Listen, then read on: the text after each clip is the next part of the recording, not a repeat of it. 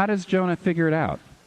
God takes something he loves. It's a vine. It's a vine. He takes it away.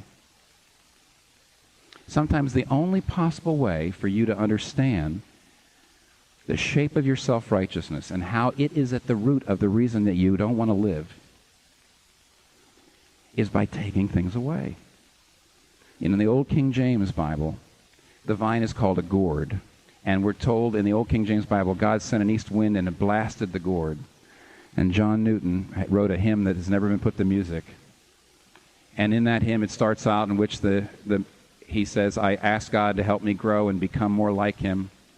And then suddenly the hymn says, in spite of this, everything went wrong in my life. Everything began to go wrong. And then the line goes, indeed, he seemed intent to aggravate my woe, crossed all the fair designs I schemed, blasted my gourds and laid me low. See, John Newton says, the thing that God did to me was he blasted my gourds, he killed my vines, he wiped everything out. And he says, I shook my fist at heaven, says John Newton in the hymn, and he says, I said, why are you doing this to me? And you know how the hymn ends?